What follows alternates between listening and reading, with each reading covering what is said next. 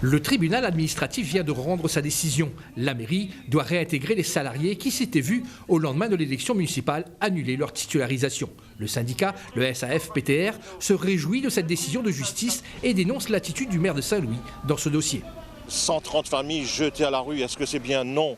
Allez essayer de faire des audits quasiment bidons pour montrer que la commune est dans le déficit. C'était faux, puisque grâce aux anciens élus, la commune de Saint-Louis a fait un excédent de fonctionnement, écoutez bien, en 2020 entre 2 et 3 millions d'euros. Ce litige autour de cette titularisation se déroule sur fond politique, selon la maire de Saint-Louis, et tout simplement du droit des salariés pour le syndicat.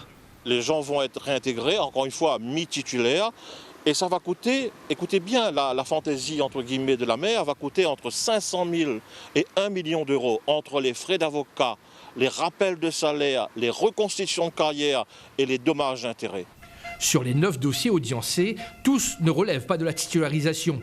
Il y a maintes situations, 120 autres dossiers devront être examinés avec à coup sûr un impact sur le budget de la ville. Elles vont venir quelque part alourdir encore plus la masse salariale qui est déjà à près de 80% du budget de fonctionnement et ça va surtout venir réduire à néant tous nos espoirs de baisse des impôts locaux.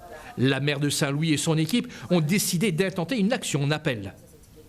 Est-ce que, oui ou non, la justice de notre pays va donner un blanc-seing à tous les maires sortants qui, entre les deux tours d'une élection, se retrouvent en difficulté et qui choisissent d'aller finalement utiliser l'outil de la mairie pour faire des recrutements électoralistes le vendredi avant le vote. C'est dans l'ordre des choses, la jurisprudence de la Cour administrative de Bordeaux pourrait mettre fin à ce long contentieux.